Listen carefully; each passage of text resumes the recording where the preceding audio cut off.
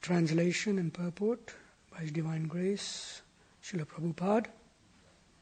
Translation. There in Badrik Ashram, the personality of Godhead, in His incarnation as the sages Nar and Narayan, has been undergoing great penance since time immemorial for the welfare of all amiable living entities. Purport. Badrikashram in the Himalayas, the abode of Narayan sages, is a great place of pilgrimage for the Hindus. Even up to the present, hundreds and thousands of pious Hindus go to pay respects to the incarnation of Godhead Narayan. It appears that even 5,000 years ago, this holy place was being visited by such a holy being as Uddhava. And even at that time, the place was known to be very, very old. This particular pilgrimage site is very difficult to visit for ordinary men because of its difficult situation in the Himalayas, in a place which is covered by ice almost all year. A few months during the summer season, people can visit this place at great personal inconvenience. There are 4 dhams, or kingdoms of God, which represent the planets of the spiritual sky, which consists of the Brahma Jyoti and the Vaikunthas. These are Badrik Ashram, Rameshwar, Jagannath Puri, and Dwarka. Faithful Hindus still visit all these holy places for perfection of spiritual realization, following in the footsteps of devotees like Uddhava. Om Jnanatimirandasya Gyananjana Salakaya Chakshurunmilitam Yena Tasmai Shri Guruve Namaha Vancha Kalpatrubhyascha Kripa Sindhubhya Evacha Patitanam Pavnebhyo Vaishnabhyo Namo Namah. Namam Vishnupadaya Krishna Prasthaya Bhutale Srimate Bhakti Vedanta Swami Niti Namine. Namaste Saraswate Deve Gauravani Pracharine Nirvisesa Sunyavadi Paschatya Tarine. Jai Shri Krishna Chaitanya Prabhu Nityananda Shri Advaita Gadadhar Sivasadi Gaura Bhakta Vrinda. Hare Krishna, Krishna Krishna, Hare Hare, Hare Rama, Rama Rama, Hare Hare. Hare Krishna, Krishna Krishna, Hare Hare, Hare Rama, Rama Rama, Hare Hare. So after leaving Hastinapur, Vidura travels through various provinces to the different places, the holy places, and then he's returning back to Hastinapur. But just before he returns back to Hastinapur, he has meeting with Uddhava. He meets up with Uddhava. And this is at the banks of Yamuna. Now some devotees say they met actually in Vrindavan in a confidential place. So in this meeting, Uddhava is remembering and recalling the pastimes of the Lord in Vrindavan and also in Dwarka. And Uddhava is also relating to Vidura that how he followed the Lord to Prabhas. And there in Prabhas, Lord gave him instructions or gave him transcendental knowledge, param sthiti. And at that time also, Maitreya was there as well. And then Vidura hears from Uddhava the exchange between the Lord and Uddhava, how Lord how Lord is circumambulated by Uddhava, and then Uddhava makes his way to Badrik Ashram. So as he's making his way to Badrik Ashram, he meets Vidura, who is returning. He's on a pilgrimage and he's returning and he's going back to Hastinapur. We can read text 21, and we can hear from Uddhava as he's relating to Vidura. And this is after his meeting with Krishna. So Uddhava is saying, "My dear Vidura, now I am mad for want of the pleasure of seeing him," referring to the Supreme Lord, Lord Krishna. "And just to mitigate this, I am now proceeding to Badrik Ashram in the Himalayas for association, as I have been instructed by him." So to mitigate the separation from the Lord, to mitigate his anxiety for the Lord, here Uddhava is saying to Vidura, "I am now proceeding towards Badrik Ashram in the Himalayas for association." Here, in this particular text, is not quite pointed out for association of who? The devotees or the Lord? We'll hear this in the next verse 22, specifically who is Uddhava referring to. However, it can mean both, because earlier on, Lord Krishna did instruct Uddhava to go to Badrik Ashram, and he said, tell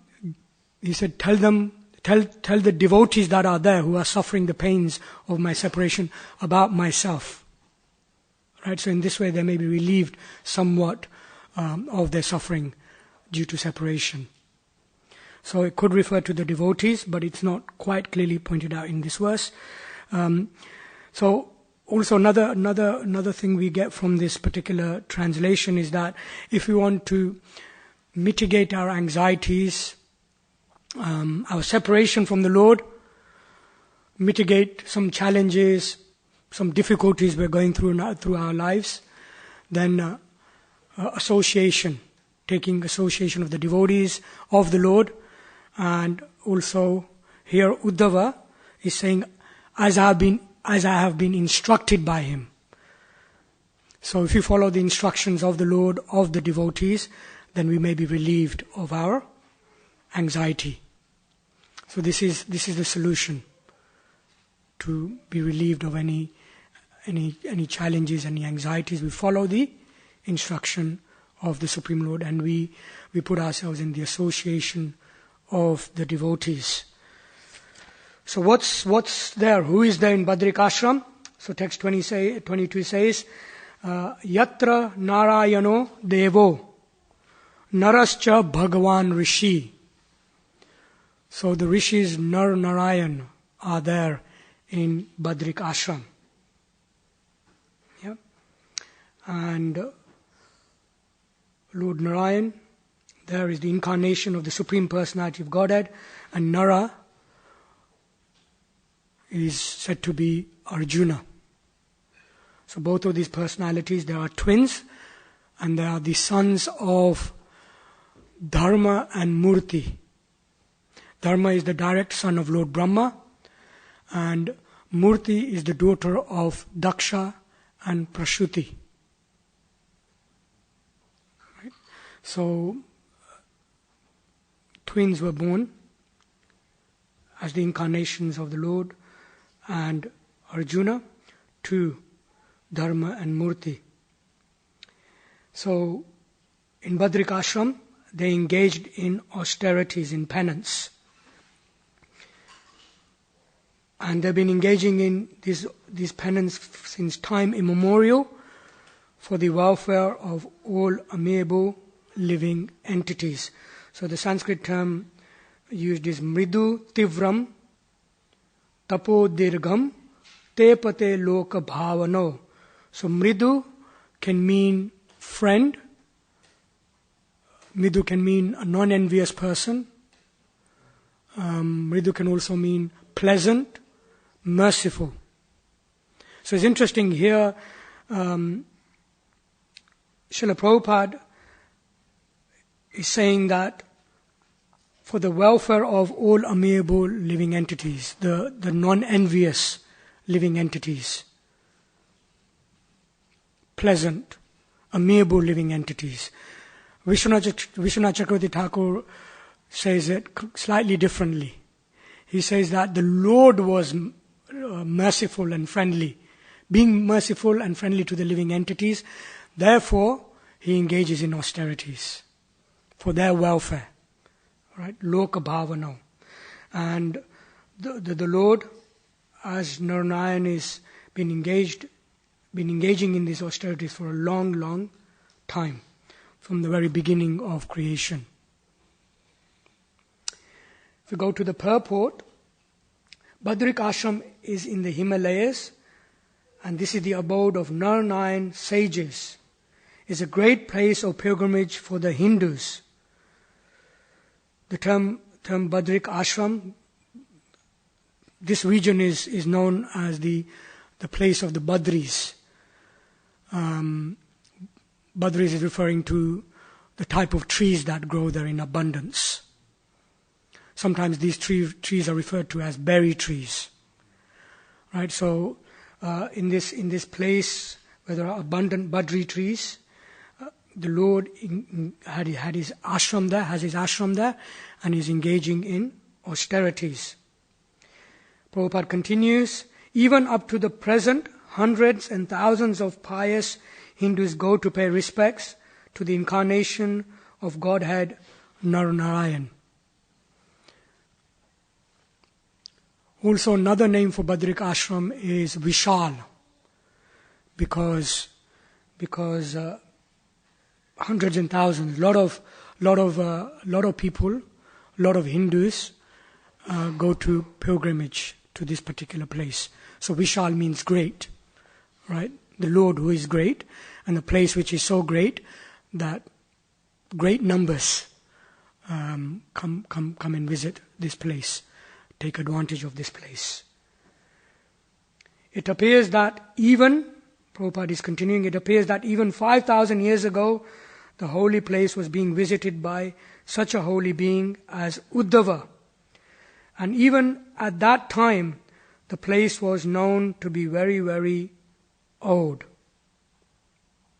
So possibly they're from Satya Yuga. Or even at the beginning of creation. This particular pilgrimage site is very difficult to visit for ordinary men because of difficult situation in the Himalayas, in a place which is covered by ice almost all year. A few months during the summer season, people can visit this place at a great personal inconvenience.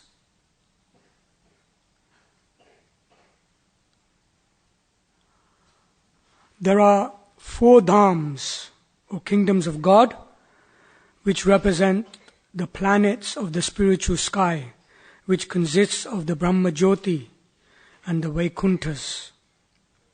So there is the Brahma Jyoti, and within the Brahma Jyoti, in the spiritual sky, there are the Vaikuntha planets. And Srila Prabhupada is saying that these 4 dhams, Badrikashram, Rameshwar, Jagannath Puri and Dwarka, represent the spiritual sky, the planets in the spiritual sky. So what is the material world? So material world is the reflection of the spiritual world, or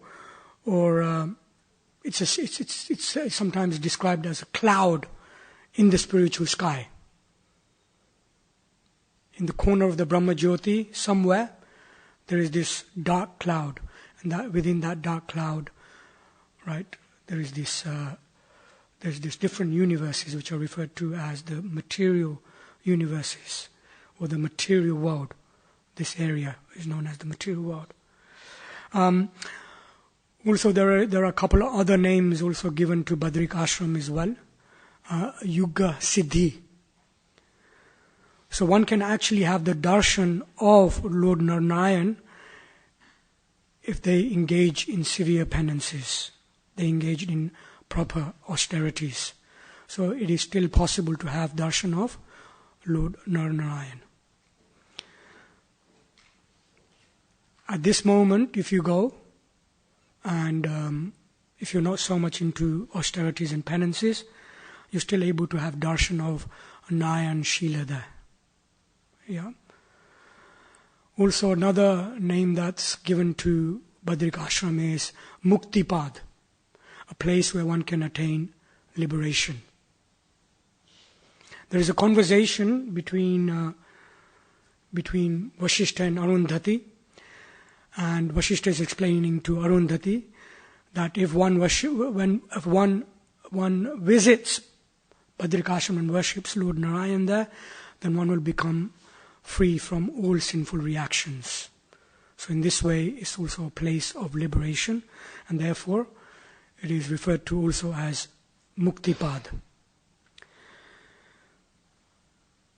Prabhupada says, faithful Hindus still visit all these holy places for perfection of spiritual realization, following in the footsteps of devotees like Uddhava.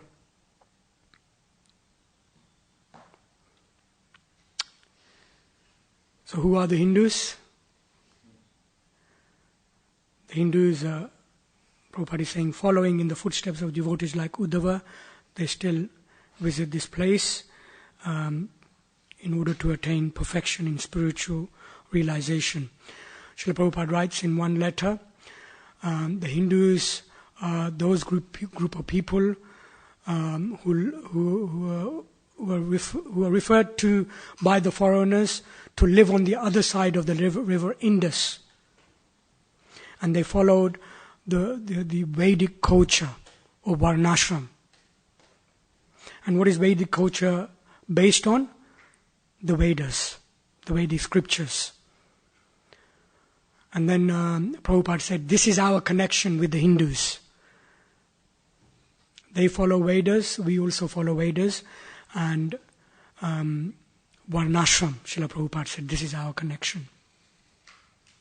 So here Srila Prabhupada says, saying that faithful Hindus visit these holy places, following in the footsteps of devotees like Uddhava. Today is also the appearance of Srivas Thakur or Srivas Pandit.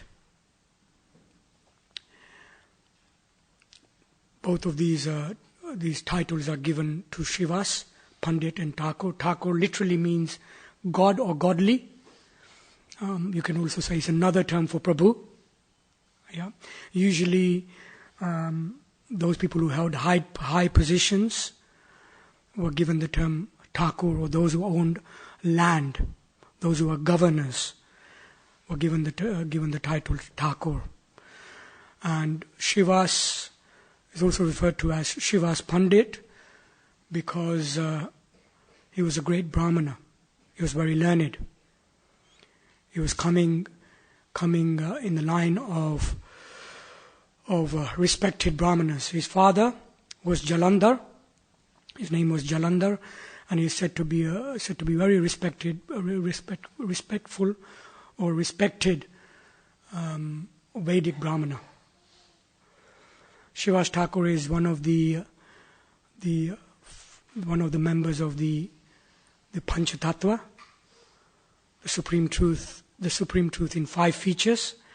He represents the Tatastha Shakti, the Jiva Shakti, and he's said to be an incarnation of Lord Narada or Narada Muni.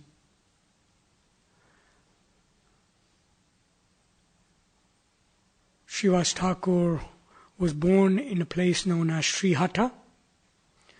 So currently this place is known as Sylhet, which is in Bangladesh, northwestern Bangladesh. Later on, Srivas and his brothers moved to the banks of the Ganges, or in Navadvip,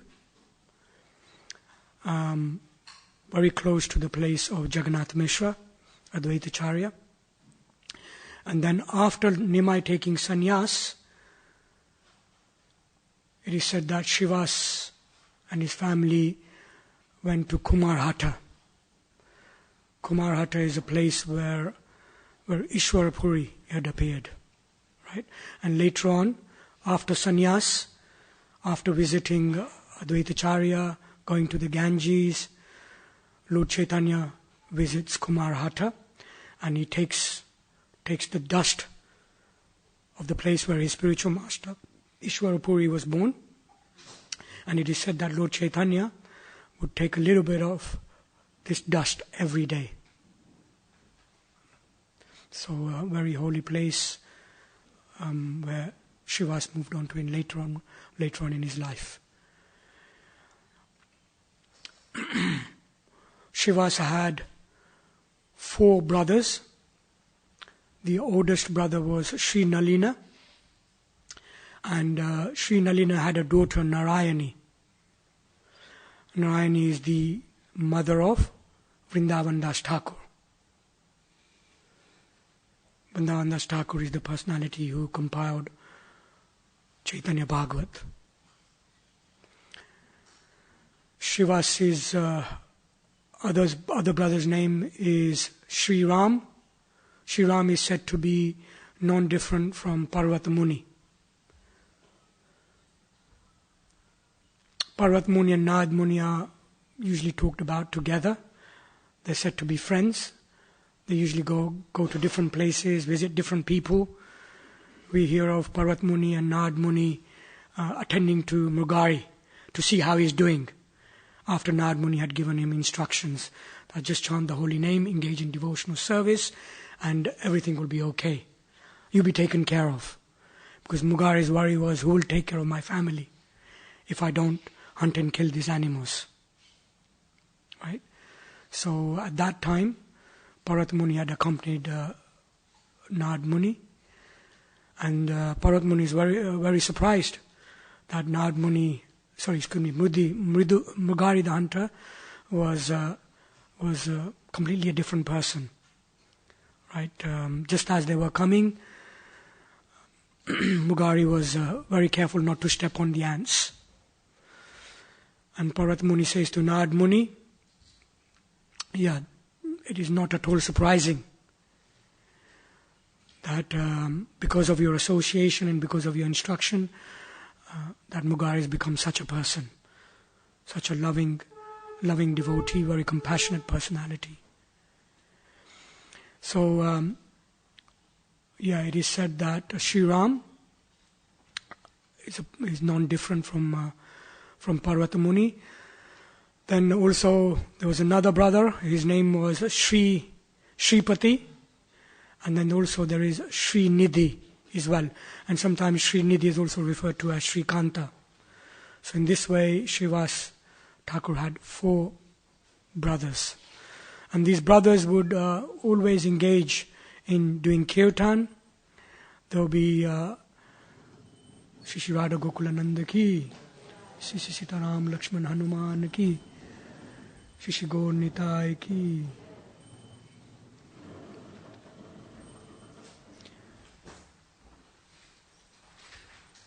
So the brothers would engage in kirtan, they would regularly bathe in the Ganges, they would worship, they would be engaged in worshipping of the deities, and they would be engaged in devotional service. They would also attend meetings with Advaitacharya together with other devotees, and they would discuss Bhagavatam and also have kirtans with Advaitacharya Prabhu. And it is said that just as Advaitacharya was a key player in invoking the appearance of Lord Chaitanya Mahaprabhu, Srivas Thakur was also very, very much a key player. In one place, it is said Srivas Thakur was approximately 30 years older than Chaitanya Mahaprabhu, just as Advaitacharya was also very old when Lord Chaitanya Mahaprabhu appeared.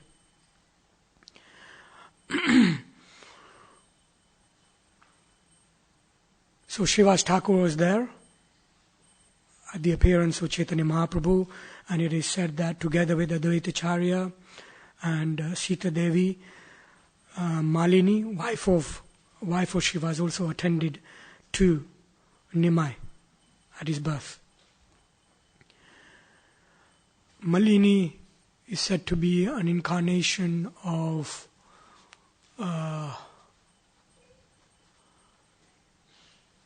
Ambika, Manjri known as Ambika. Yeah. And she was very motherly towards Lord Nityananda and Lord Chaitanya both. Later on, as Nimai grew up and he became a great scholar, and he would have arguments and defeat various scholars in logic. Right? At that time, it is said that Shiva's Pandit approached Nimai, and he said, the purpose of logic, the purpose of all studies and the scriptures and Gyan is to ultimately engage in Krishna's service. And you shouldn't be wasting your time in just dry knowledge. And you shouldn't be wasting your time in arguments. The purpose is to engage in Krishna's service. This should be the purpose of knowledge. This should be the purpose of studies. And Nimai responded saying, with your blessings, one day I'll be able to do that. And then he said very shortly afterwards, Nimai went to Gaya after the disappearance of his father. And there he met Ishwarapuri, and he received initiation from Ishwarapuri, and he returned back to Navadvip. And when Shivas was engaged in worshipping his deities, at that time there was a knock at his door. And Nimai was there, and Nimai was shouting, Shivas, the very Lord that you're praying to is at your door, open the door. Right? So very loudly Nimai was knocking at the door. And Shivas let him in, and then Nimai runs to the altar and he sits on the altar. And he says to Nimai, he says to Shivas, I am the very Lord that you've been worshipping all this time, right? And now, as you had said, I'm now, given up logic and arguments and knowledge, right? And invite your family, invite your friends, and in this way, let them have darshan of me. So Shivas invited all his friends and relatives and his family, and it is said that Lord Chaitanya, according to the different family members desired, he exhibited different forms of the Lord. Lord Nrsimhadev, Lord Ram, so on and so forth, like that. And specifically he called Narayani, who was only 4 years old at that time, Lord Nimai called Narayani, and he said, chant the names of Krishna. And Narayani, with ecstatic symptoms, with tears rolling down her eyes, started chanting the names of Krishna. And then also Nimai pointed to this servant of Shivas, who was engaged in bringing water to worship, to worship the deities, and also she had just brought in water to also worship Nimai as well. So Nimai said, "Who is she?" And Shiva said, "This is Dukhi." And Nimai said, "She is no longer Dukhi. She is Sukhi. She can be referred to as Sukhi." Like this. So Lord Chaitanya Mahaprabhu, in this way, was very merciful to Shivas Thakur and all his friends and relatives. And therefore we have this verse, Namo Mahavadanyaya, Krishna Prema Padayate, Krishnaya Krishna Chaitanya, namine gora tvise namaha. Namo Mahavadanyaya. Right? All obeisances, all glories to Mahavadanyaya, the most merciful, magnanimous Chaitanya Mahaprabhu. Namo Mahavadanyaya, Namo Mahavadanyaya, Krishna Prema Pradayate. One who can give love of God, Krishna. Krishna Chaitanya, Namine Gore Tose Namaha, who is non-different from Lord Chaitanya, who is referred to as Gauranga. Right?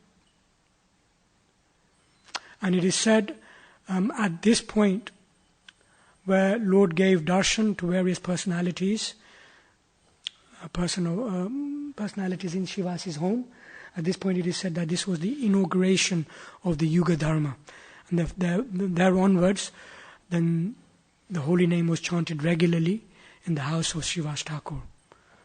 Right, together with Advaita Acharya joining in, Lord Nityananda joining in, like that. And then there are various pastimes that went on during these special kirtans, where only confidential associates of the Lord were allowed to participate. So we will be having an evening program, and we'll be hearing more pastimes of Shivas and Lord Chaitanya Mahaprabhu. So the program starts at 4:30 with bhajans and kirtans in the evening. 5:30 there will be class by Taruna Krishna Prabhu. And then there will be a drama at 6:30 by Bhaktivedanta players headed up by Jai Krishna Prabhu. And then there will be Gaurati at 7 o'clock. And the title of the drama is Shivasi's Kirtan. Right? So we look forward to the bhajans, the pastimes and the drama of Shivasi's Kirtans. Any questions? Comments? Yes, Jai Krishna Prabhu. Hare Krishna. Hare Krishna. So thank you, Prabhuji, for a nice class. I was just wondering if you could give some clarification about the Brahma Jyoti. At least my understanding is that the Brahma Jyoti is the effulgence of the Lord. Mm-hmm. And then from the way we kind of understand from the material, the effulgence emanates from the body. So if the Lord is having his pastimes, maybe in Vaikuntha, how does the effulgence kind of come about, or is the effulgence already existing there? And then if the Vaikuntha planets are situated in the Brahma Jyoti, and then the Brahma Jyoti is filled with the persons who obtain liberation in Brahma Jyoti, so those souls are all inside the Brahma Jyoti with the Vaikuntha planets? If you could clarify a little bit, Prabhu. Yeah, what is the Brahma Jyoti? And how does it work? How does it manifest? So Brahma Jyoti, from whatever little understanding I have, is the effulgence, is always referred to as the effulgence that's coming from the Supreme Lord. The energy that's coming from the Supreme Lord. The light. Just as from the sun there is heat and light coming. So there is this energy which is coming from the Lord. And this energy is also very much referred to as light. Like we have the mantra in the Shisha Upanishad. Please remove your effulgence, right? So then the devotee can have a darshan of you, dear Lord. Right? Please remove your effulgence. Please remove this light, so then devotee can have full darshan of you. So it's always referred to as an effulgence, energy, light coming from the Lord. And this light is ever expanding, it's going outwards in all directions, and within this Brahma Jyoti, this energy, this light, this effulgence that's coming from the Lord, there is the Vaikuntha planets existing. Yeah. And it is said that those who who are not interested in the Vaikuntha planets, service unto the Lord and so on, the exchanges, then they come to be situated in Brahma Jyoti, in that light, in that energy, right? Which is beyond the material world, which is outside the material world, like this. Because these personalities who are seeking to be one with the Lord, right, and they don't want to have any relationship, they don't want to have any variegatedness, any exchanges, so they're put in that situation where where there is no such things, right? However, it's beyond matter, and so the perfect place is within that energy, within that effulgence. Now your question of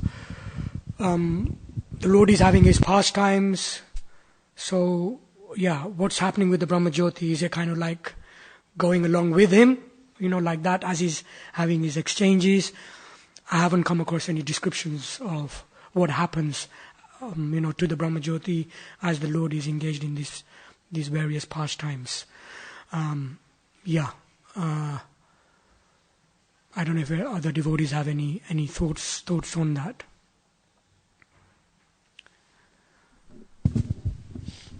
Srinivas Prabhu? Prabhupada gives the example. He says, being in Brahma Jyoti is like this. If you're in a room by yourself in a chair, you can have some peace and stress and free from stress and anxiety. But by yourself, how long can you sit in a chair in the room by yourself? Because we are Ananda Maya. We have to have that relationship with Krishna.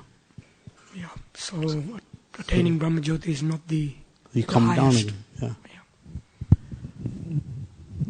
Yeah. Prabhu, go ahead.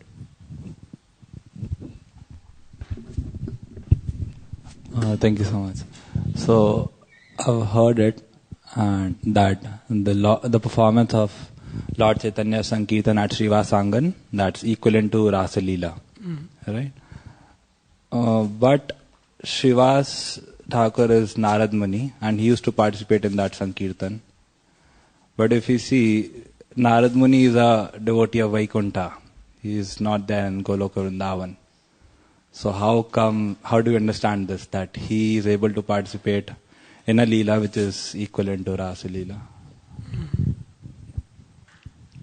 There is a pastime where Narad Muni wants to enter the Rasa Leela of Lord Krishna, and if I'm not wrong, he actually transformed into Gopi, Naradi, and he engaged in the Rasa Leela pastime with Lord Krishna.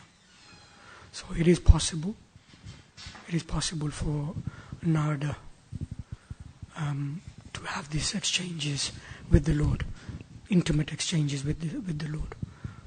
Thank you. Yeah. Panchatattva Prabhu.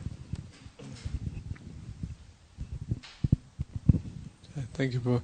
I'm just wondering why, like, in the picture behind you, Srivas is depicted as, he's got a shaved head on saffron cloth, but is he a householder? Yeah. Okay, and he remains householder? I haven't come across him ever we haven't taken sannyas or anything like that, or even him being a brahmachari. He's always referred to being in household life. So I suppose we have grastas who have shaved head, and some grastas sometimes wear dhotis, different color dhotis. So maybe there was a time where Shiva's put on this close to saffron kind of dhoti. Or maybe Narad Muni is always in saffron, so to kind of indicate that, okay, Srivas is non-different from Narad Muni, so he's kind of depicted in this way. It is also said, according to Bhakti Ratnakar, that he had an effulgence, a golden effulgence, just like Narad Muni, just like Lord Chaitanya. Srivas had this effulgence. Interestingly enough.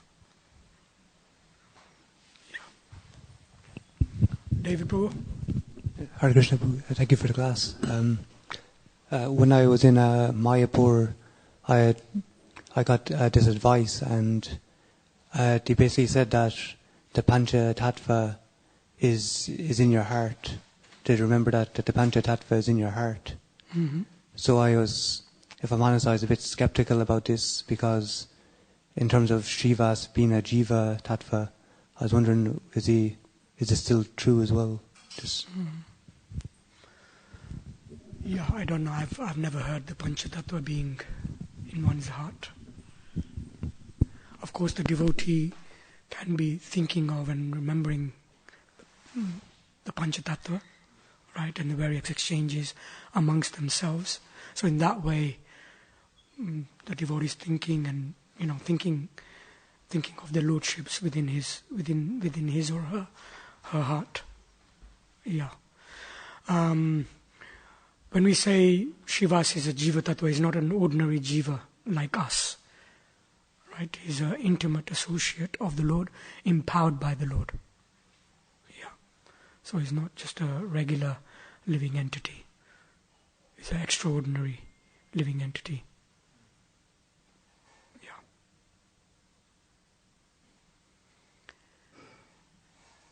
Karan Prabhu. Thank you for the class, Guru. You're mentioning how Srivas Thakur discouraged Nimai from scholarly study, logic, reasoning. But of course, he's the Supreme Lord, so why did he engage in that kind of scholarly study and logic and reasoning in the first place? Wondering if you can share some thoughts. Of course, he's coming from a Brahmin family, and therefore Brahmanas are meant to study the Vedas, and those who expertly studied the Vedas, then they go on to studying logic and argument and so on and so forth, which are also there are scriptures on logic and so on in the plethora of the Vedas.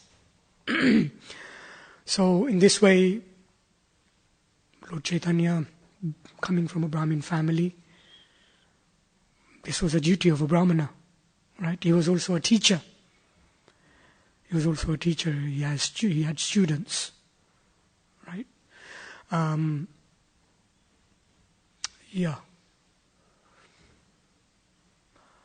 ultimately, you can also take it as a pastime, where he's kind of chastised by Srivas Thakur. What are you doing? You're wasting your time. And then, the Lord kind of takes seriously, the desire of the devotee, and the Lord may change his ways, and therefore here, we find that Nimai then gives up all of these things to establish that actually devotional service and the purpose of studying the scriptures and so on is actually Krishna. To kind of maybe make that point stronger. So then, he kind of studies and then kind of gives it up at the request of his devotees, and then engages in devotional service, and then ultimately, then we hear of the various ecstasies that were there, that were exhibited because of engaging in devotional service, because of thinking of the Lord, right? Thinking of the devotees of the Lord, and the various pastimes between the devotees and the Lord. So the goal is not the scriptures. The scriptures, the studies, the Vedas are the means to come to devotional service and to come to Krishna. So he wanted to establish that very strongly and make that clear. Okay. Prayojan Prabhu, and then we'll stop.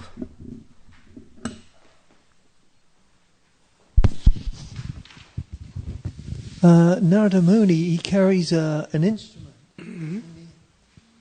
And if you can speak into the mic, Prabhu. Sorry, Narada Muni, he plays an instrument, and so music is part of his life. Yeah. And likewise, Krishna consciousness. For me, because of its nature of the music, the joy felt, say, like in kirtan or whatever, it's just shows another facet of the Lord's, whether it be Jiva Tattva or what, I don't think is really worth considering. But there's this, his joyful nature. He's always singing and playing an instrument.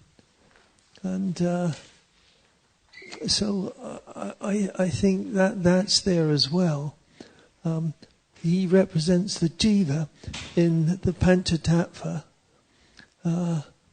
because that's what Lord Chaitanya's given us. It's like he's interim and he's there, and he's assisting the Lord in all his pastimes too. He's a bit of a stirrer, you could say, and acts as a catalyst for the bringing of Krishna into the world. So he's a go-between, you could say, for Krishna and the Jiva Tattva in this material world, to bring about the Lord's will. Yes. I don't know if you want to comment on that, but that's what I say. He's got that joyful side to him, and the music that he's playing. Though you could say that comes from personality, right, into music, into singing, just as Nag Muni, engaging in also dancing as well. Yeah. Like that. So also, this also indicates the fun and happiness that's there in Krishna consciousness is not dry. It's not dry, it's not dry. No. He's a stirrer as well, isn't he? Yeah. Yeah. There are also a couple of incidences where he kind of does interesting things. One is when there is some abominable things put outside his home to kind of frame him. Yes. Yeah. And he doesn't kind of like defend himself. No, yeah. Like he says, yes, I was engaged in abominable activities and worship of demigods and Kali and so on and so forth. Yeah. So, I don't know, maybe to stir things up or whatever, he kind of like, Okay. So, there are also other incidents with a couple of times where, seems, okay, what's Shiva saying here, like that. What is he up to here? Yeah. Oh, another one is where his son is kind of like passed away during the kirtans, died. And he tells the family members, why are you crying? Stop crying. You're disturbing the kirtan. All right? And then apparently the kirtan went on. Some devotees say for a couple of hours, some other devotees say for 9 hours. Right? And then Chaitanya Mahaprabhu is asking Srivas, is there something that's happened? The same ecstasy, I didn't experience. Or at least I was, it seems like there is some inauspiciousness or something lamentable has taken place. So Shiva said, no, kirtan was there, everything is fine. Everything was great. Yeah. And then the devotees around him said, Mahaprabhu, Shiva's son died few hours ago. Like this. So then Chaitanya Mahaprabhu is asking Shivas, why didn't you tell me? I didn't want to disturb the kirtan. That's why I didn't want to tell you. Like that. So, Nag Muni Shivas has this kind of like, eccentricities about them. Yeah. Hare Krishna.